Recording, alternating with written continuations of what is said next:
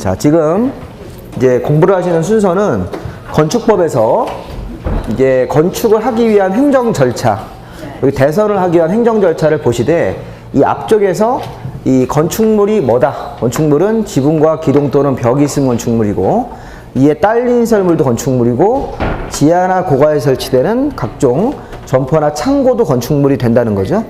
근데 이제 이 건축물과 별도로 뭐가 더 있어요? 공작물이 하나 더 있다는 거예요. 공작물. 공작물은 건축물은 아니지만 땅 위에 세워지는 축조물은 같은 유사점이 있잖아요. 근데 공작물도 건축법 내에서 일부 높이가 몇 미터가 넘어가면 건축법 적용을 하겠다. 이렇게 용어를 배운 거예요, 용어. 그런 다음에 이제 그 건축물이라는 거 다시 한번 거기 나와 있으니까 보시면 되겠고, 아까 제가 한 장을 넘겨보시면 건축물 아까 거기 다시 한번 보시고, 대지는 필요 없어요. 대지는 안 보셔도 되고, 532표에 보시면 건축법을 적용하지 아니하는 건물들. 아까 제가 건축법이 지붕과 기둥 또는 벽이 있으면 건축물이라고 해놓고 나서 단 건축물을 인정하지 않는 배제하는 건물들, 건축법 적용을 배제하는 건물도 있다는 겁니다. 자, 이게 원래 정확하게는 5가지입니다. 이게 공부하실 때는 자, 532의 맨 위에 자, 다음에 해당하는 건축물에는 건축법을 적용하지 아니한다. 밑에 써 있는 5가지는 지붕과 기둥이 있어도 건축법을 적용할 수가 없다, 이런 얘기입니다. 이게 단 한 조문이라도. 그래서 이게 굉장히 특이한데 우리 그것도 5글자로 이렇게 이니셜로 외우셔야 돼요. 창고, 철문, 하 이렇게. 창고에 가보면 철문이 있다. 근데 철문에 이게 올해부터 하자가 새로 등했어요. 하천의 수문 조작실. 우리 그 하천에 뭐 4대강 공사 이런 거 하고 나서 하천에 이렇게 수문을 달아놓고 수문을 이렇게 열고 닫고 하는 그런 것들을 만들었는데, 그 하천의 수문 조작실, 수문을 이렇게 조작할 수 있는 별도의 구조물. 자, 이거는 하천법 적용을 받습니다. 하천법. 그러니까 건축법으로 적용할 규제 대상이 아니라는 거예요. 그리고 이제 여기서 우리 뭐 기본적으로 아까 고속도로 휴게소가 아니에요. 고속도로 통행료 징수시설. 고속도로 휴게소는 일반 건축물이고, 고속도로 통행료 징수시설. 그 다음에 여기 문, 쉬운 거부터 일단 지정, 가지정, 문화재 이렇게 돼 있죠? 근데 중요한 건 보시면 창은 번호 4번에 컨테이너 간이 창고예요. 자, 우리 컨테이너 간이 사무실 그러시면 안 돼요. 컨테이너 간이 창고 가로 안에 공장용 대지 안에서, 그 공장으로 쓰는 용도의 대지 안에서 이동이 쉬운 컨테이너 간이 창고가 있습니까? 그래서 공장 안에 있는 컨테이너 창고는 건축법을 적용할 수 있는 건축물이 아니다. 이렇게. 그럼 이제 우리가 창, 컨테이너 간이 창고, 고는 고속도로 통행료죠? 네, 그럼 철은 뭐예요? 철. 철도 선로 부지. 자, 철도 레일이 깔려있는 부지 위에 있는 시설물들. 자, 철도 역사라고 오해하시면 안 돼요. 광주역, 이렇게 이쪽에 송정역 이런 거는 광주 역사 건물은 일반 건축물이에요. 근데 우리 광주역에서 이제 표를 끊고 이렇게 걸어 나가죠. 열차 타러. 지하철 개찰구 같은 데 통과해서. 그럼 지하철 개찰구 같은 데를 나가면 거기서부터 선로부지예요. 열차를 타려고 이렇게 보행설 걸어가죠. 걸어가다 보면 에스컬레이터 나오죠. 그 내려가시면 거기가 플랫폼 아니에요. 플랫폼. 레일 바로 옆에. 우리 저기 직원들이 막 인사하고 친절하게. 이게 다 플랫폼이라고요. 플랫폼, 그 다음에 철도, 선로 옆에 있는 급탄, 급유 시설들. 이런 것들. 그래서 보면 선로, 레일이 깔려있는 부지하고 철도 역사는 별도예요, 별도. 우리 이제 하늘에서 봤을 때 서울역이 이렇게 있으면 이게 서울 역사예요, 서울 역사. 서울 역사에서 이렇게 이제 여기가 복도가 나와요, 복도. 이쪽으로 이제 열차들이 쭉 이렇게 레일 같은 것들이 깔려있죠, 이렇게. 서울역으로 이렇게 내려오실 때 여기는 용산으로 가시겠구나. 여기는 광주니까. 서울역에 가시면 여기서부터 이렇게 복도는 여기가 3번 플랫폼, 4번 플랫폼 이렇게 돼 있잖아요. 그러니까 이런 데는 다 이게 선로부지. 그러니까 이게 철도 상하를 횡단하는 보행설, 이렇게 보행설 밑으로 이제 열차 이렇게 지나가는 거니까 위에서 봤을 때. 그럼 서울역은 일반 건축물입니까? 이건 건축물이죠. 네, 일반 건축물이고 이 보행시설, 철도 이렇게 선로가 쭉 깔려 있으면 이 선로 위를 가로지르는 보행시설들. 그리고 여기 에스컬레이터 내려가면 여기 플랫폼이죠. 이런 플랫폼 같은 경우는 플랫폼 보면 지붕이 덮여 있잖아요. 기둥도 있고. 근데 그거는 건축법상 건축물이 아니라는 겁니다. 얘네들은 철도법 관련한 적용을 받기 때문에 철도법. 그 에스컬레이터도 건축물이 아니죠. 에스컬레이터 같은 경우도 철도 선로부지이기 때문에. 근데 그거는 건축물이 아니라 일종의 이제 건축 설비죠, 설비. 설비 쪽으로 가는데 건축물은 아니고 설비긴 한데 이거는 이제 에스컬레이터 관련 또 법이 있어요. 그래서 건축법상 건축물은 아니고 그 철도 쪽 관련 법에서 그 철도 그 관련 에스컬레이터는 별도로 설치하게 돼 있는 거고 일반 건축물 안에 백화점 에스컬레이터 있죠? 그거랑 기본 법 자체가 다르다고요. 선로부지이기 때문에. 그런 부분들은 건축법 적용을 하지 않는다 해서 거기 보시면 뭐 운전보안설, 보행설, 플랫폼 그러니까 우리가 뭐 그런 일이 있으면 안 되겠지만 내가 이제 열차 기다리다가 지붕이 잘못하면 넘어져가지고 붕괴돼가지고 내가 머리를 다친 거 아니에요 크게. 그럼 그거 건축법 그거 다치게 한 사람 그 건축한 사람은 건축법으로 책임지는 게 아니라고요. 그리고 그런 사람들은 이제 재판받을 때 건축법으로 처벌하지 않고 철도 관련 법에 따라서 거기 이제 안전 관련 규정 같은 게 있을 거 아닙니까? 그거 위반은 그거로 기소해가지고 그거로 이제 징역이나 벌금 받으시는 거라고요. 해당자가. 그래서 이제 그런 것들은 관련 법 자체가 건축법을 적용할 수 없는 건축물이다. 철도 선로부지이기 때문에 철도 선로부지, 그 다음에 고속도로 통행료, 컨테이너 간이창고, 그래서 지정 가지정 문화재. 옛날에 이렇게 질문을 했어요. 전통 사찰. 전통 사찰은 건축법 적용을 합니까? 건축법 적용을 해야죠. 여기 5가지 안 들어가면 건축법 적용을 하는 거예요. 자, 우리가 오해하는 게 뭐냐면 전통 사찰이면 이거 문화재다 이렇게 혼자 생각하시는 거예요. 제가 문화재란 말을 안 붙였잖아요. 그냥 전통 사찰로 그냥 문화재가 아닌 형태의 사찰도 있다고요. 이렇게 해석을 해야 됩니다. 그러니까 법 그대로 글자 그대로 문화재란 말이 꼭 붙으셔요. 지정, 가지정, 문화재. 이렇게 철도, 선로부지 안에 있는 시설물들. 뭐 그런 비슷한 취지로 검문소, 국도변의 과적 차량 검문소 이게 기출문제라고요. 그럼 검문소도 여기 안 들어가죠? 네, 안 들어가면 건축법 적용을 한다고 하셔야 돼요. 반드시 여기 창고, 철문, 하 여기 딱 들어가셔야 돼요. 컨테이너 간이 사무실 그러면 건축법 적용을 한다. 컨테이너 간이 창고만 적용하지 않는다. 그것도 가로 안에 공장 안에서 이동이용이한 뭐 이런 식의 조건이 붙어야 된다고. 그래서 공부하실 때는 뭐 정확하게 알기보다는 처음에는 한번 쓱 보면서 지붕과 기둥 또는 벽이 있으면 건축물인데 단 창고, 철문, 하 이런 것들은 제외를 하겠다. 건축법 적용을 할 수가 없다. 그 다음에 아까 제가 얘기한 건축이라는 용어 있었죠? 네, 신축, 중축, 뭐 개축, 재축 이전 했으니까 아까 설명을 했으니까 그 개축이나 한번 보세요. 개축. 개축은 건물의 전부나 일부를 뭐 하시고 철거하고 종전과 같은 규모 범위 안에서 이렇게 되어 있었습니다. 건물의 전부나 일부를 철거하면서 그럼 제가 이제 3층짜리 건물을 생각하면서 3층짜리 건물을 전부를 철거하든 아니면 일부를 철거하든 종전과 같은 규모로 다시 축조하면 개축. 그럼 이때 재축을 보죠. 재축. 천재지변 같은 재해로 멸실됐습니까? 네. 건물이 뭐 홍수 같은 거 나가지고 멸실되고 나서 그 대지에서 다음의 요건을 모두 갖추어. 근데 다음의 요건의 1번, 2번 요건이 종전과 같은 규모란 뜻이에요. 네. 종전과 같은 규모란 말을 구체적으로 나열을 해줬기 때문에 그 보면 1번이 연면적의 합계가 종전 규모 이하고 건물의 동수나 층수나 높이도 그 동그라미 1번에 종전 규모 이하라고 되어 있습니까? 네. 이렇게 되어 있으니까 재축공사도 1번, 2번을 모두 맞춰서 종전과 같은 규모라고 생각하시면 돼요. 네, 그걸 구체적으로 시험에 내지는 않으니까.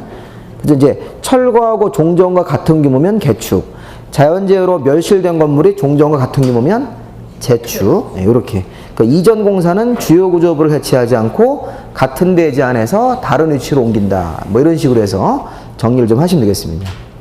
자, 그 다음에 이제 옆에 대선이라는 용어 있죠? 네. 자, 요거 대선이라는 용어, 요게 조금 어려우니까 요거를 좀 잘 보세요. 일단 대선 공사는 개축보다 공사 범위가 작습니까? 네, 그렇게 되는 건데, 이 대선 공사는 그 박스를 먼저 보세요. 빨간색 박스를. 그 주황색 박스를 보시면 내력벽이란 말도 있고 그 아래 기둥도 있습니까? 그 아래 보도 있고 그 아래 지붕틀도 있어요. 그럼 이게 아까 주요 구조부 6부분 중에서 일단 한 부분을 선택하셔야 돼요. 한 부분을 선택해서 기둥을 선택해가지고 증설 해체하거나 3개 이상 수선이라고 되어 있습니까? 네. 증설 해체라는 공사로 기둥을 작업할 때는 앞에 개수가 없는 거예요. 개수가. 근데 수선 형태로 작업을 할 때는 3개 이상이란 말이 붙어야지만 대선이 된다 이런 뜻이에요. 자, 제가 이제 건물에 들어갔더니 기둥이 10개예요. 10개. 그럼 제가 그거 한 개를 해체하면 기둥 몇 개 남습니까? 9개 남죠. 그거 대선 공사예요. 왜냐면 증설 해체는 한 개만 하더라도 대선으로 봐야 됩니까? 네. 증설 해체. 네. 증설 해체이기 때문에 굉장히 중요하다고요. 중요. 건물이 기둥이 10개가 딱 균형을 잡고 있었는데 제가 하나를 해체했다니까요. 그럼 9개 됐죠? 굉장히 위험한 공사라고 사실은. 그런 건 대선이기 때문에 허가받으러 가야 됩니까? 가야 돼요. 네. 그럼 제가 기둥을 보니까 해체는 아니고 이제 기둥이 이렇게 금이 갔어요. 심각하게 금이. 그 금을 제가 보수한 거예요. 보수. 그 우리 수선 형태로. 그때는 몇 개예요? 3개 이상이 돼야지만 대선입니까? 그런 거죠. 그럼 제가 이렇게 결론을 좀 내고 싶은 겁니다. 아까 우리 개축이라는 공사보다 공사 범위가 작으면 대선이에요. 자, 더 작으면 제가 일반선이란 말을 쓰는 겁니다. 그럼 제가 주요 고주부 중에서 제가 기둥을 한 부분을 골라서 기둥을 제가 한 개를 해체했다. 이거 대선 공사죠? 대선 공사야? 한 개만. 해체는 앞에 개수를 안 봐도 되는 거라니까요. 개수 조건이 없기 때문에 증설 해체는 한 개를 하든 2개를 하든 5개를 하든 다 대선이에요. 증설 해체는. 근데 제가 기둥을 한 개만 수선하면, 기둥을 한 개만 수선하면, 자, 수선이란 말이 나오면 앞에 개수까지 봐야 됩니까? 네, 봐야 되는 거예요. 이게 3개 이상이 안 되니까 3개보다 미달이죠? 그럼 일반선이 되는 거예요. 네, 이건 일반선. 그럼 제가 일반선 공사로 판정을 하면 건축허가 받으러 가야 안 가요? 안 가는 거예요. 여기 지금 건축하고 대선만 지금 허가받으러 돼 있지 일반선일은 허가받는 게 아니잖아요. 그러니까 일반선 공사로 판정을 할 때는 그 전문 기술자를 부르다가 바로 일반선 공사 들어가시면 돼요. 행정 절차 따로 없이. 대선 공사가 되면 뭐를 해야 됩니까? 네, 허가를 받아야 된다고요. 자, 또 똑같은 원리를 보세요. 밑에 보도. 자, 보도 증설 해체할 때는 개수가 없습니까? 네, 수선할 때는 3개 이상. 네, 건물의 지붕틀, 건물에 들어가 봐서 지붕틀을 조사해 보니까 지붕틀이 10개가 있었어요. 근데 그걸 한 개를 증설해서 11개를 만들어 버린 거예요. 네, 그거 다 대선입니다. 보를 제가 2개만 증설했다. 자, 증설 그러면 개수를 봐야 안 봐요? 안 보고 무조건 대선이 되는 거야. 네, 근데 제가 보를 2개만 수선하면 네, 이게 이제 바로 일반선이 되는 거라고요. 수선할 때는 몇 개 이상이 돼야 된다? 네, 3개 이상이 돼야 되니까 최소한 3개부터 4개, 5개 이렇게 수선해야지만 대선 공사가 되고 그게 이제 건축허가를 내야 되는 겁니다. 일반선이면 그냥 하시면 되고. 자, 그러면 지금 기둥, 보, 지붕틀은 그 순서, 그거대로 하시면 되고. 자, 위에 내력벽이라는 것 좀 보실래요? 내력벽. 지금 내력벽도 주요 구조 뭡니까? 그렇죠? 네. 네. 그러면 내력벽도 증설 해체할 때는 앞에 숫자가 없죠? 네. 네. 근데 수선할 때는 30제곱미터 이상. 자, 내력벽은 개수가 아니라 면적으로 하는 거예요. 면적으로. 똑같은 원리인데 단위 자체가 개수로 셀 수 없어요. 내력벽은 벽은 네? 개수가 아니죠. 네, 벽은 면적으로 측정을 해서 이렇게 하는 거예요. 똑같은 겁니다. 똑같은 원리입니다. 자, 내력벽의 벽면적을 제가 10제곱미터만 해체했다. 자, 해체입니다. 해체. 해체할 때는 앞에 숫자를 봐야 안 봐요? 안 보고 무조건 대선공사가 되는 거야. 네, 근데 내력벽이 만약에 10제곱미터만 수선이라고 한다면 네, 이거는 30제곱미터 이상이 되는지를 확인하셔야 돼요. 안 되죠? 미달이니까 이게 바로 일반선. 이렇게 판단하시라는 거예요.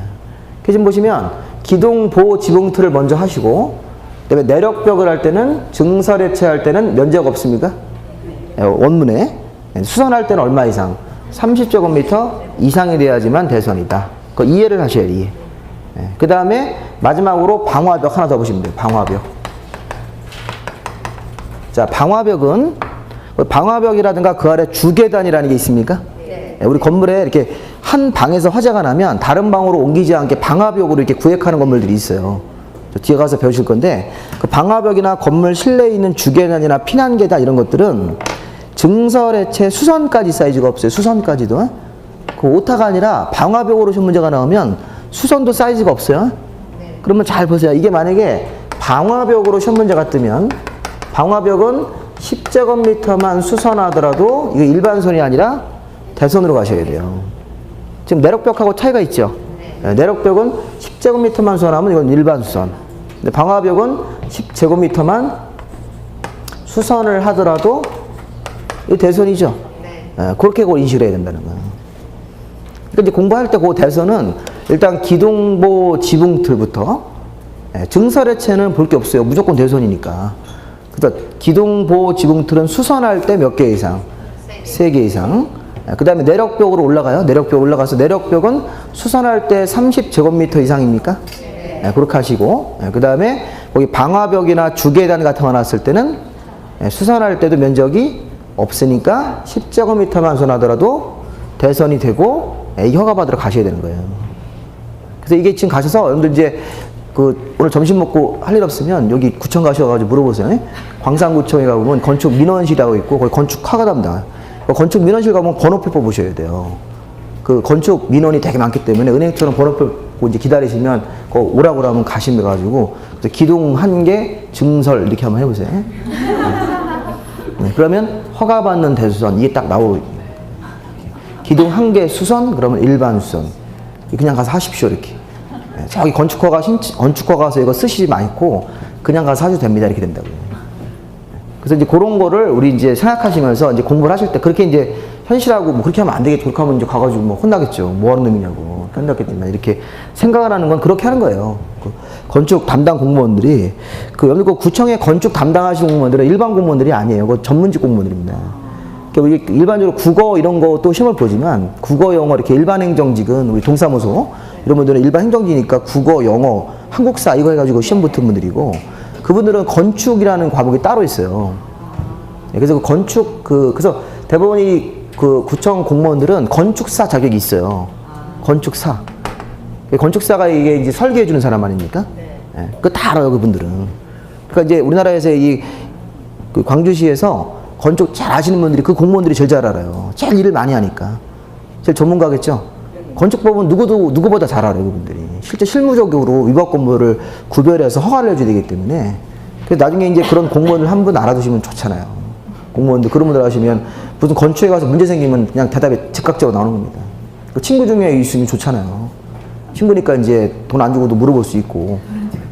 밥도 이렇게 29,000원짜리 사주면 되지 않습니까?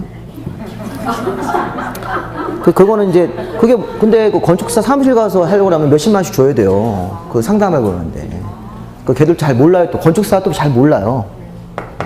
그래서 건축사 이런 분들이 의외로 건축법은 잘 모르시더라고요. 제가 예전에 이제 제가 이 건축법 저도 많이 알지는 않지만 이 건축법을 건축사한테 제가 강의할 게 있어요. 우리 이제 다른 시험이긴 한데 건축사들이 시험 보는 과목 중에 건축법이 있어요. 근데 그분들이 이제 예전에 시험 볼 때는 다 까먹었죠. 한 20년 돼가지고 까먹었다고 그러고. 제가 이제 조심스럽게 물어봤어요. 건축사 하시니까 건축법은 잘 아실 거 아니냐고 했더니 하나도 모르겠대요. 무슨 얘기인지. 많이 바뀌기도 해가지고. 그러면 이렇게 법을 모르는데 어떻게 일을 하시냐고 물어봤더니 건축법을 아는 건 다른 애가 있고 자기는 술 먹는 거 한다고 하더라고요. 영업다는 거. 건축사가 건축주들한테 이렇게 일거리 따오는 거예요. 일거리. 건축주가 있지 않습니까? 그러면 내가 설계를 따와야 될 거 아니에요. 5천만 원 설계를 따고 이러려면 가서 영업을 해야 된다는 거예요. 노래방 가서 탬버린 쳐주고 막 이런 거 하지. 자기가 같이 술 먹어주고 이런 걸 해야지. 자기는 이렇게 건축법은 잘 모르는데. 그럼 건축법은 누가 해 했더니 따로 여직원이 아는 애가 하나 있대. 여직원 공무원 하다가 이렇게 자기가 데려왔다고 하더라고요. 건축법 잘 하시는 공무원이 있고, 설계도 이렇게 자대고 설계하는 건 따로 컴퓨터로 좀 설계하는데 별도로 있대요, 남직원이. 자기는 술 먹고 영업하고 격리 직원 이렇게 있으면 가끔 사무실 청소해주고 그런다고 하시더라고요. 그래서 이 건축사 이런 거 하시는 분들이 의외로 이제 영업을, 마케팅 이걸 활동하시지. 왜냐면 그게 제일 중요하잖아요. 일을 따와야지 뭐 일을 설계를 하든 뭐 건축법을 적용해야 될 거 아닙니까? 이게 제일 중요한 겁니다, 영업이라는 게. 그래서 이제 비즈니스 영업을 하시는 분들이 제일 그게 이제, 우리 부동산도 영업이잖아요. 영업이라고 생각하셔야 돼요. 우리 좀 보험 세일자 하시는 그 보험 설계사분들이 그 부동산 하시면 잘해요. 그 보험 설계하는 것보다 훨씬 영업을 덜 해도 되잖아요. 우리 부동산은 사무실에 물건을 이렇게 사람들이 알아서 오는 거지 않습니까? 아파트를 좀 구해달라 이렇게. 근데 보험은 전혀 보험을 하기 싫은 사람한테 보험을 팔아야 되는 거잖아요. 그러니까 이게 훨씬 더 영업이, 그분들이 이제 영업 진짜 잘하시는 분들이죠. 물론 뭐 이제 친척한테 팔기도 하고 이렇게 하기는 하지만, 그게 보험 하시는 분들이 이제 부동산 공부도 많이 하세요. 하시고 이제 그렇게 하시는데, 그래서 이제 보험 하시는 분들 보면 이제 별별 영업을 다 하다 보니까 좀 이제 일부 직구 따기보다는 그러면 안 되는 남자분들이 막 이렇게 뭐 밤에 전화하고 뭐 이런 경우도 있고, 절대 이제 그런 거에 이렇게 부동산 같은 하시더라도 저 여자분들은 가끔 식사하자 사장님이 있고 막 그래요. 그런 건 아시죠? 부동산 하시다 보면 어떤 사장님이 이렇게 같이 밥 먹자고 막 그러시는 분들도 있어요. 왜 그런지 모르고 절대 딱 하시면 안 되죠, 이렇게. 고객하고 밥을 안 먹는다, 이렇게. 술은 먹어도. 이게 이제 하는데, 그래서 이제 우리가 보통 이제 부동산 하실 때, 아파트 이런 거 하실 때는 주부들이 많이 가셔야 돼요. 남자분들은 아파트 하시면 절대 안 돼요. 왜냐면 낮에 아파트 보러 갔는데 대부분 사모님이 계셨습니까? 그 남자 손님 데리고 들어가면 안 열어줘요, 문. 거의 90%안 열어줍니다. 다음에 오시라고 한다고요. 그리고 오지 말라고 그러죠. 전화하면 이제. 그 남자 부동산은 이제 주로 이제 상가라든가, 남자 이제 사장님 상가 이렇게 해야지. 이제 주택은 왜냐면 집도 안 치우고 그러면 또 약간 좀 창피한 것도 있잖아요. 그러니까 이제 여자 손님을 여자 부동산 중개사가 이제 가서 이제 여자 그쪽 주주한테 보여주고 이런 형태가 많죠, 실무적으로. 우리나라의 이제 특징이니까. 근데 이제 부동산을 또 잘 하시다 보면 또 일부 좀 안 좋은 질의 손님들이 있어요. 뭐 별별 손님들 다 있습니다. 와가지고 막 부동산 와가지고 막 오전 내내 막 지 얘기를 막 해요. 와가지고 부동산 하다 보면 막 3시간씩 자기 얘기를 한다니까요. 그거 나가라고 할 수 없잖아요. 그래서 그 전화 핸드폰 앱 중에서 전화 오는 것도 있어요. 그거 깔아놓고 그 이제 빠져나와야 되는데 전화 온다니까 이렇게 와가지고 받는 척 하는 거. 아, 내가 그 약속 잊었다고 깜빡 잊었다고 빨리 가야 된다고 그래가지고 이렇게 해서 이제 몰래 빠져나오고 그런 것도 있지 않습니까? 전혀 그런 걸 모르시는데 부동산 하시다 보면 다 알게 되세요. 단속 나오면 피하는 방법 이렇게 짜증나는 손님이 있으면 어떻게 이제 해결하는 손님 그런 거 다 있지 않습니까? 전혀 도움이 안 되는 분들이라고요. 물론 이제 그런 분들이 또 나중에는 또 손님이 될 수도 있겠지만, 근데 일반적으로는 이제 부동산은 그 옛날 그 복덕방을 생각하는 거예요. 할 수 있으면 가가지고 앉아가지고 거기 사업하는 사람들이 목숨 걸고 사업하는 장소인데 와가지고 그냥 뭐 장기나 한번 둘까 뭐 이런 거 말도 안 되잖아요. 지금 장기는 컴퓨터랑 둬야지 왜 여기 와서 안 되죠? 핸드폰 장기 좋은 거 많은데. 그래서 이제 이런 손님들도 있는데 이제 그런 거를 잘 이제 제어를 하시면서 부동산을 이제 깔끔하게 사업을 하시는 거예요. 깔끔하게. 돈 안 되는 일을 하지 마세요. 그 뭐하러 돈 안 되는 일 하고 그런 좀 안 좋은 질이 안 좋은 손님들은 몇 번 또 거절하면 딱 그게 이제 이미지가 딱 만들어지시니까 딱 하셔서 깨끗하게 하시는 거죠. 근데 좀 그런 분들이 있어요. 그 개념이 없는 분들이죠, 약간. 자, 합격을 하시고 이제 걱정을 하시면 되고. 자, 그 다음에 이쪽에 오셔서 이제 우리 건축 허가에서 그 대선이라는 개념을 그 교재를 보시면 그 대선에서는 이제 보면 기둥, 보, 지붕, 틀 이런 거 할 때 3개 이상 수선, 내력벽은 30제곱미터 이상 수선, 방화벽이나 주계단은 수선할 때도 면적이 없다. 그리고 증설해체는 무조건 대선이 되는 거예요. 그런 식의 개념을 잡아오셔가지고 그 대선공사인지 일반소공사인지 그것만 아시면 돼요. 이게 개축과 대선은 거의 잘 안 내요, 문제에서. 개축공사가 대선공사보다 제가 더 크다고 그랬잖아요. 근데 이거를 구별하는 건 잘 안 낸다고 시험 문제에서. 그래서 이거는 잘 안 내니까 대선공사인지 일반선공사인지 그것만 구별하시면 돼요, 시험 문제에서. 불필요한 건 할 필요 없습니다. 제가 나중에 조금 심화학습하면 설명을 좀 드릴 겁니다. 자, 옆에 그 그림 같은 거는 뭐 그냥 참고로 보시고, 그 이제 뒤에 가보시면 건축물의 용도 변경이라는 게 있습니까? 자, 이제 이거를 좀 하셔야 돼요, 용도 변경. 자, 이제 이건 무슨 말이냐면, 용도 변경은 좀 페이지를 뒤쪽으로 가시면 뒤에 좀 있어요, 뒤에. 어디 있냐면, 자, 542페이지. 자, 542페이지 보시면, 자, 우리나라에는 아까 여기 건축물로 다시 갑니다, 건축물. 자, 우리 건축물 자체가 29가지 용도로 분류가 돼 있어요, 건축부에서. 자, 요 주변에 우리 보면 많은 상가 건물들이 있죠?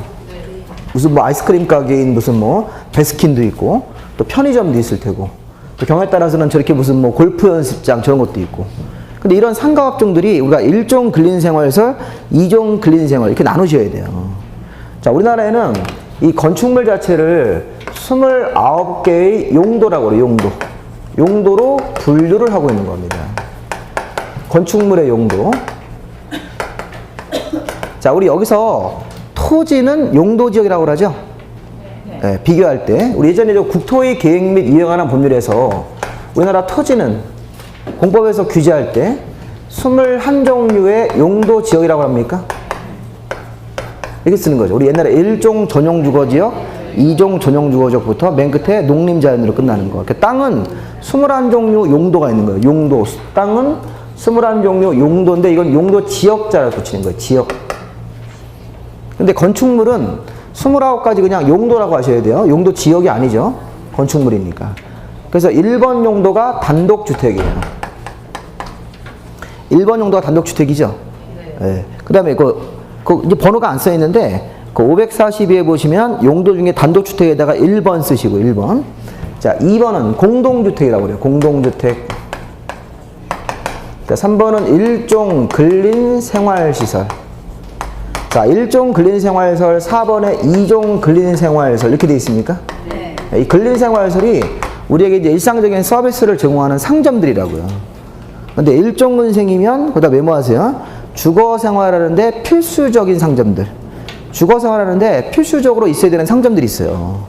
대표적으로 이 미용, 목욕탕, 세탁소 같은 거. 자, 우리가 자기 머리는 자기가 못 깎죠? 네. 못 깎잖아요. 그러니까 이 미용은 꼭 있어야 된다고요. 우리가 뭐 원빈도 아니고 어떻게 머리를 깎고요, 그거는. 그러면 이 미용원, 목욕탕, 세탁소 이런 것들은 주거 생활하는데 필수예요, 필수. 이게 사실 이 목욕탕도 이게 옛날 개념입니다, 이게. 옛날에 목욕탕 1년에 2번 갔잖아요? 네. 그때는 목욕탕이 필수. 근데 지금 요즘에는 목욕탕 잘 안 가시는 분, 저 목욕탕 안 가요. 갈 시간도 없고. 목욕탕 요즘에 집에 다 더운 물이 나오잖아요. 그러니까 옛날에는 이게 한 달에 한 번이라도 가라앉는 측면으로 목욕탕을 필수로 둔 거라고, 이게.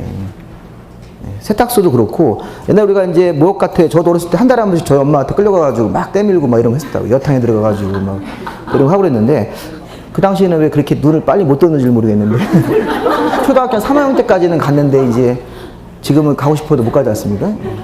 중요한 거는 이 미용, 목욕탕, 세탁소가 예전에는 이렇게 뭐 목욕탕 같은 게 더운 물이 안 나오고 가정에서, 그러니까 이제 목욕탕을 필수적으로 있어야 된다 이렇게 보는 거예요. 이게.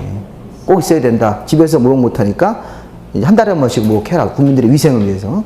그리고 이제 그 밑에 보시면 의원 치과원 같은 거 있죠? 네. 이제 우리 감기 걸리면 독감 주사 맞으러 가는데. 그리고 이제 위에 보시면 식품, 잡화, 의료, 완고, 의약품 해가지고 그 밑에 소매점이라고 돼 있어요. 소매점? 네. 소매점이라는 게 우리가 일상적인 물건을 파는 일반적인 가게들, 그 의약품 그러면 약국, 식품, 잡화 그러면 이게 슈퍼마켓, 편의점 이런 거라고요. 의류 옷가게죠. 뭐. 이런 것들이 1000제곱미터 미만이면 일종근생인 상가.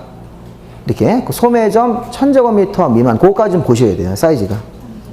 그리고 거기 중간에 2번에 휴게음식점, 제과점이라고 돼 있죠? 휴게음식점, 제과점 이런 거라면 이게 이제 뭐예요? 그 술을 안 팔고 음식만 파는 곳. 휴게음식점, 제과점은 주류를 안 팔아야 돼요.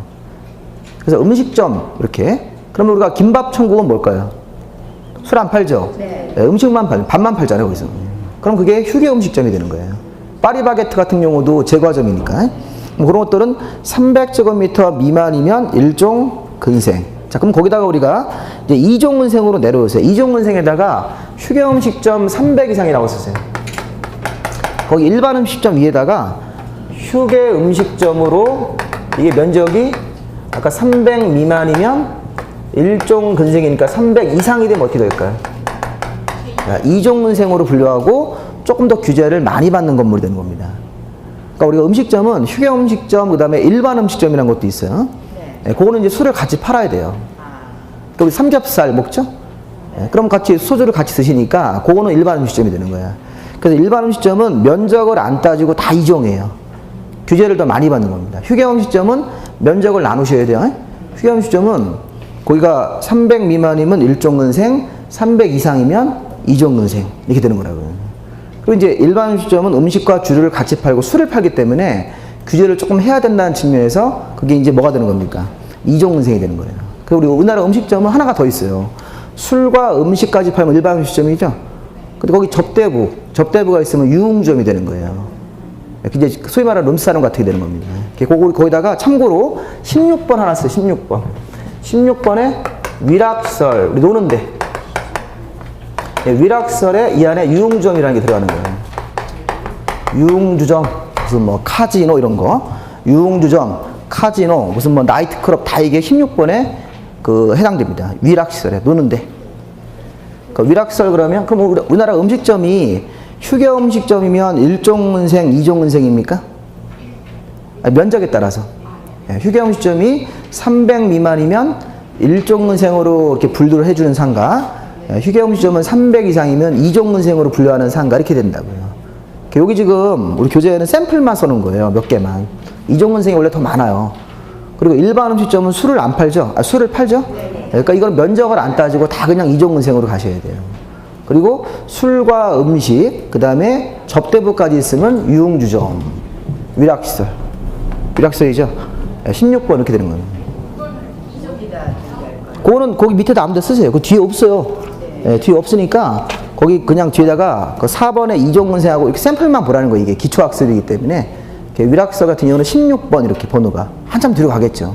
기본서 보시면 다 있습니다. 그래서 이제 위락시설 같은 거 보면 저도 마음에 설레고 막 그런데 아직도 이게 나올 때마다. 그래서 어쨌든 이게 음식점 종류를 중개사들 때 이렇게 분류하시는 거예요.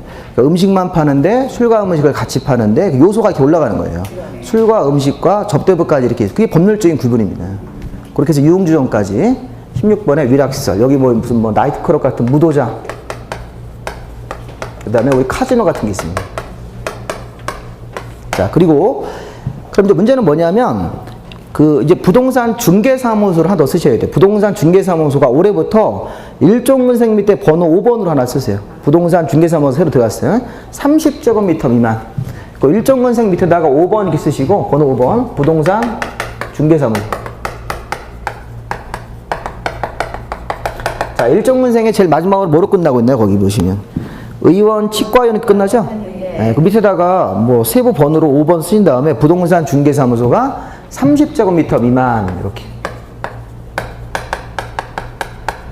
그럼 이게 일종근생입니까? 네. 일종근생으로 새로 추가된 거예요. 그러면 부동산 중개사무소가 33제곱미터가 10평이에요. 10평. 그러니까 30제곱미터면 9평으로 생각하시면 돼요. 9평 정도 미만으로 우리 주변에 있는 부동산들은 다 일종근생으로 올해부터 새로 생겼어요. 6월달부터. 네, 그러면 30 이상. 제가 옛날에 부동산 중개사무소를 제가 옛날에 사무실을 80으로 차렸다가 제가 망한 사람이잖아요. 이게 80으로 차리면 얼마나 큰지 아세요, 부동산이? 네, 그럼 거기 책상이 최소한 8개는 들어가셔야 돼요. 그러면 제가 그랬잖아요. 손님이 들어오면서 뭐라고 하더라고요. 기획부동산이라고 한다니까요. 책상이 많으니까 일반 부동산이 아니라 여기는 기획부동산인 줄 알아요. 그러니까 책상만 있고 사람도 없잖아요. 그때 저하고 제 동업하는 누구 한 명하고 실장 한 명이 이렇게 셋이 있으니까 딱 들어오면서 뭐 아파트 전세를 내려왔는데 여기는 기획부동산 해가지고 그냥 간다고요. 이게 부동산 크면 오해받아요. 여기 무슨 사기치는 사람 아니냐고 이렇게. 그 부동산은 아담하게 소금하게 차리셔야 돼요. 동네에서 하시려면. 이 부동산이라는 게 이 30 이상 중개사무소가 30제곱미터 이상 그 다음에 이게 500 미만이라고 하셔야 돼요. 자, 요거는 우리가 이종근생에다가 써요. 자, 이종근생에다 요거 하나 더 추가하십니다. 이종근생에서 그 노래연습장 옆에다가 부동산 중개사무소 30 이상 500 미만. 자, 부동산 중개사무소가 30제곱미터 이상으로 올라가고 500 미만 그 사이의 면적이면 이종근생이고 이제 이게 500 이상이 되면 업무시설이 되는 게예요. 업무시설. 근데 업무시설은 보지 마시고 이 원래는 14번에 업무시설이라는 게 하나 더 있어요. 아까 위락시설이 있었습니까? 네. 그럼 15번에 이 숙박시설 같은 거 우리 호텔이나 모텔이 있고 14번은 업무용 빌딩하는 업무시설 이런 게 있어요. 네, 그럼 이제 그 업무시설 같은 거에 이제 부동산 중개사무소가 500 이상이 되면 들어가는 겁니다. 그러니까 서울 가보면 이렇게 규모가 막 200짜리 이런 부동산도 있어요. 부동산 중개사무소인데 사무실 200이라는 공간을 내가지고 다 부동산 하시는 데도 있다고요. 대신 그거는 뭐냐면 여러 부동산 사장님들이 따로 이렇게 파티션으로 막은 다음에 공동 사무실 쓰는 거예요, 이게. 그래서 이제 그런 데 가면 부동산 팀이 막 10팀이 있어요, 10팀. 한 팀별로 또 사장님, 등록한 사장님이 있으시고 소속 공인계사를 두고 이렇게 해서 하는 거예요. 그 일명 그런 게 이제 서울 가면 두바이 부동산 이런 게 있어요. 이런데 두바이 부동산 그러면 저 아랍에 이렇게 그런 에 대한 거래할 거 막 그럴 거 같지 않습니까? 실제 그 아랍 사람들에 대한 거래예요. 강남에 빌딩 뭐 20층짜리 빌딩 막 중개하고 막 이런다고요. 어떤 팀에서. 그걸 막 몇 년간 작업을 하죠. 막 오면 막 접대도 하고 막 그렇게 한다고 하더라고요. 그래서 보면 이제 중요한 거는 그런 부동산 하시는 분들이 이제 강남에 뭐 자금은 뭐 한 2, 30억짜리 하고 큰 거 하면 또 100억대도 하고 막 이러면 그리고 그런 큰 거 하면 이제 그 팀이 한 4명 정도 되는데 이렇게 해외여행 간다고 하더라고요. 잘했으니까. 수수료 많이 받았을 겁니다. 그럼 이제 팀장이 이렇게 직원들을 이렇게 배분해주고 그런 부동산도 서울에 있어요. 광주도 있을 거예요. 서울에 좀 광주에도 큰 건물이 있으면 그런 것만 전문적으로 하시는 부동산들이 있을 겁니다. 근데 그런 데는 건물주들이요. 그런 건물주들은 다 알아요, 웬만한 거. 그 건물주가 그런 사람이 이렇게 내가 뭐 서울에 뭐 한 200억대 건물 있지 않습니까? 네, 그럼 이게 완전 재벌은 아니지만 이게 준재벌이잖아요, 준재벌. 그러면 그 은행에서 맨날 뭐 얘기할 거 아니에요. 어떻게 투자하시라고. 그러니까 뭐 세상 돌아가는 얘기는 다 알아요. 부동산 쪽도 다 알아요. 그때는 어떻게 해야 돼? 그런 사람 중요할 때는. 그냥 솔직해야죠. 솔직하게 가서 이렇게 얘기를 하면 우리 진정성 알아주고 믿고 맡기고 그런 경우도 있다고 하더라고요. 그러니까 이게 거기서 막 자꾸 뭐 숨기고 뭐 이렇게 뭐 없는 얘기 막 지어내고 그러면 이제 그분들이 금방 알아요. 나보다 한 단계 높은 사람들이기 때문에 그 부동산 손님을 딱 보면 아, 이 사람들이 내가 정보를 줘서 할 사람이 있냐 아니면 내가 오히려 정보를 받을 사람 이럴 수도 있어요. 부동산에 가가지고 부동산 사장님을 다 알려주고 가 이렇게 하는 거라고. 그런 분들도 많이 있어요. 근데 그분들이 똑똑한 게 아니라 주변에서 많은 정보를 주신다고요.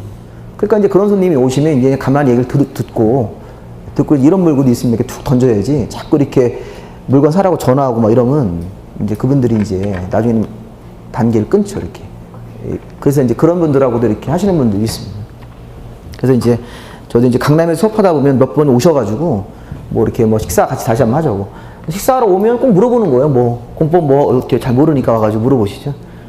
그냥 저한테는 안 와요. 안 오고 뭐 이렇게 뭐 물어볼 거 있지 않습니까? 하다 보면 그냥 오기는 미안하니까 식사 한번 하신다고 그래가지고 밥 먹으면서 이렇게 얘기하는데 하다 보면 이제 이런 것들도 이런 큰 것들도 이제 규제가 많잖아요. 규제하다 보면 이제 이런 거 어떻게 해서 좀 규제를 해결할 방법이 있냐 이렇게 물어보시고 저도 이제 제가 이제 찾아봐서 알려드리고 이렇게 하는데 어쨌든 중요한 거는 이 건축물에서 이렇게 해서 거기 뭐 아까 우리가 뭐 1종은생, 2종은생 이래가지고 이게 29가지로 끝나는 거예요. 29가지. 29가지.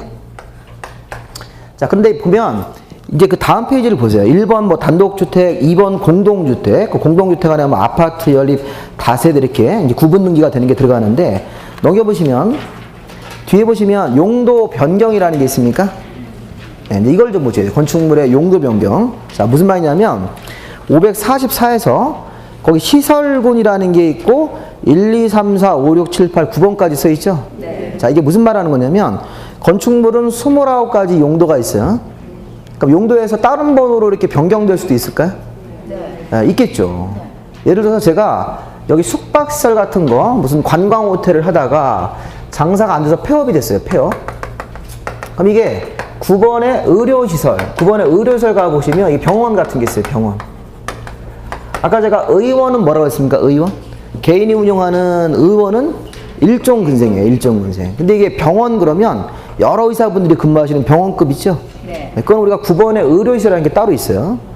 그러면 여러분 부동산 하실 때 이렇게 숙박시설 같은 모텔 같은 거라든가 호텔 이런 거 하다가 폐업하면 이렇게 의원으로 이렇게 바꾸는 경우도 있을까요? 리모델링 해서? 아, 있어요. 이게 숙박시설의 객실을 이렇게 병실 같은 거로 개조하신다고요. 리모델링이 용이하다고 상대적으로. 그러면 그런 걸 하시려면 용도 변경이라는 절차가 있어야 된다는 거예요. 번호가 바뀌잖아요, 지금. 네, 그래서 거기 보면 그 544의 결론이 뭐냐면 용도 변경도 그냥 하는 게 아니라는 거예요.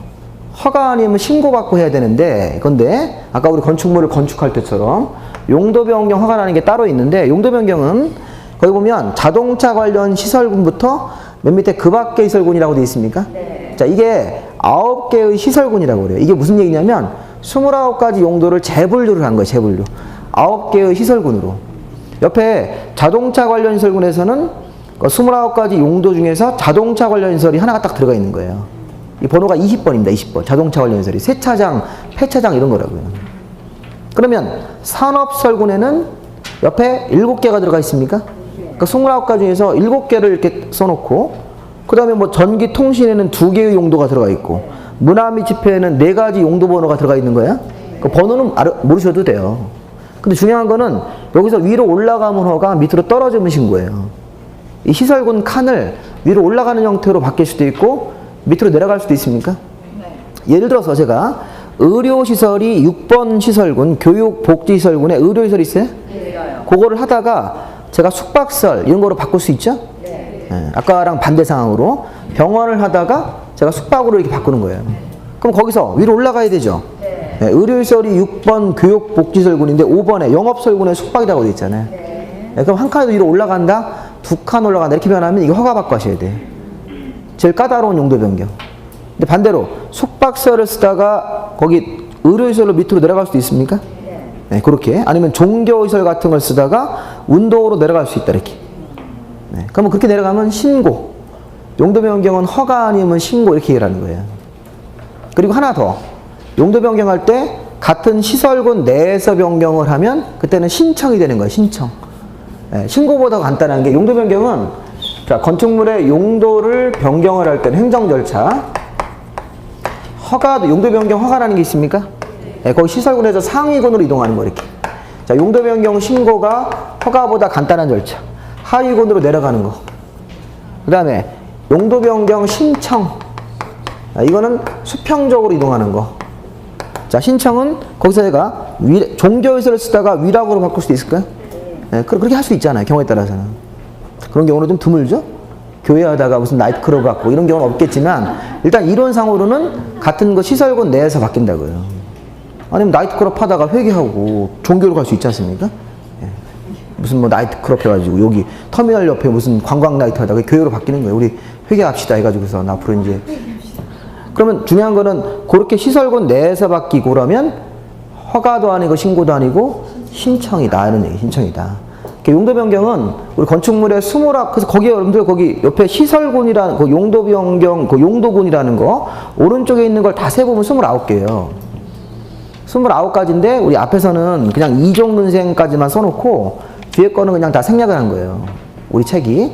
근데 이제 기본서 보시면 다 나올 거니까 원리는 1번의 단독주택부터 뭐 29번의 야영장설까지가 있는데 걔네들을 9개의 시설군으로 다시 분류를 했습니까? 분류를 했죠? 네, 한 다음에 걔네들을 순서를 외우셔야 돼요. 자산 전문 영교근주. 네, 이걸 자산 전문 영교근주 이렇게 그 앞글자를 따서 이렇게 외우셔야 돼요. 자산 전문 영교근주다. 내 자산을 전문적으로 관리해주는 애가 은행에 영교라는 애가 있는데 영교가 우리 집 근처에 산다. 근주. 나머지는 그 밖에. 네, 그래서 이게 이제 자동차 관련 시설군에는 아까 29개 중에서 뭐가 들어있어요? 하나가 들어있죠?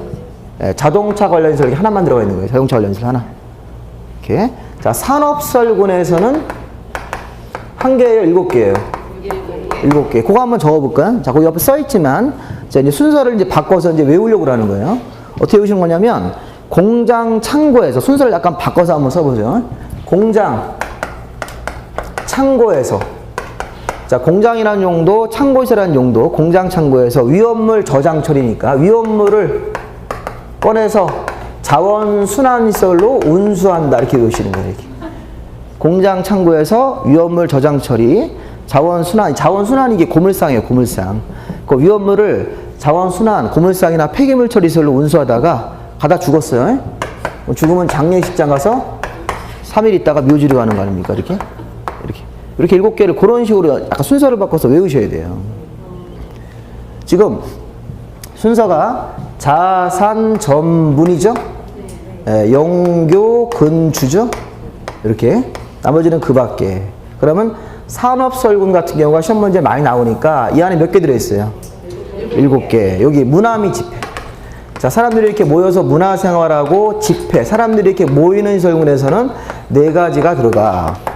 자, 이거는 우리 앞글자로 외워요. 문종, 위관 이렇게 외우시는 거예요. 문종, 위관. 옛날 우리 문종 임금님이 위관이라는 내시가 있었다. 같이 따라다녀요. 문종, 위관. 이렇게. 이거 좀 말은 안 되죠, 이게. 근데 이제 어쩔 수가 없이 이렇게 외우시는 거예요. 문종, 위관.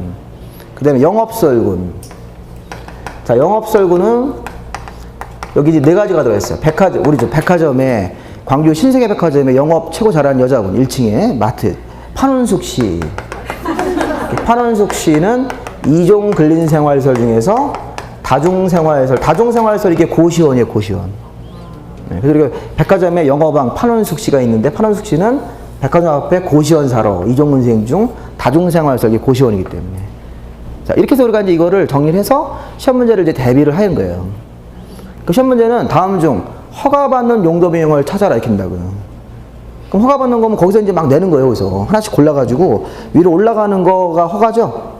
네, 그 허가받는 용도 변경을 찾으러 가면 예를 들어서 이렇게 뭐 공장을 쓰다가 방송통신으로 바꾼다 이렇게.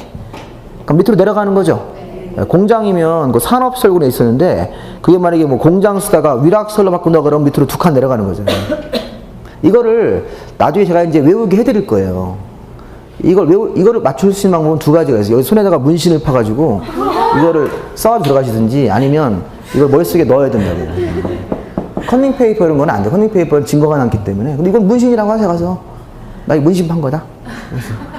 여기 이쪽에는 학개론 문신, 여기는 주계사법 문신 해가지고 문신을 허벅에도 다 파가지고 문신이라고 하셔가지고 외우시든지. 아, 문신이니까 너 뭐라고 하냐, 이게 문신인데 내가 공부하다 문신 판 거다. 내가 뭐 군대 갈 일도 없고 요즘에 다 문신 하잖아요. 그래서 뭐라고 하면 그렇게 하세요. 아니면 이제 이거를 이제 저랑 같이 한번 외워보시든지. 지금은 그냥 하는 방법만 아시면 되니까 그렇게 해서 용도 변경을 이제 정리를 하시면 되는 겁니다. 오늘 이렇게 실험론 얘기를 많이 하지.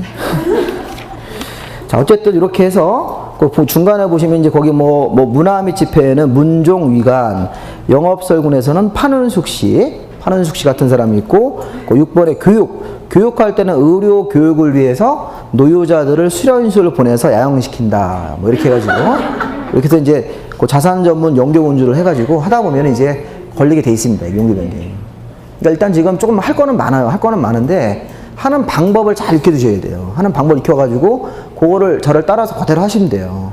이게 따라나간 가시면 또 다른 선생님은 또 다른 방법이 있어요. 헷갈려 버린다고요. 그러니까 웬만하면 한 학원에 계속 이렇게 해서 한 놈만 계속 공략하는 게 좋은 거예요. 자꾸 다른 사람이 이렇게 하다 보면 헷갈리죠, 이게 나중에는. 그래서 이제 그 방법론에서 그렇게 하시면 되겠습니다. 자, 여기까지 하시고, 이제 여기까지 하시면 이제 됐고, 나머지 이제 뭐 건축 허가받는 얘기 조금 나오는데, 이거 조금만 더 하고, 이제 주택법이랑 좀 비교를 해서, 오늘도 1시 반 정도까지 해서, 네, 마무리 하겠습니다. 아까 쉬었다 하시죠.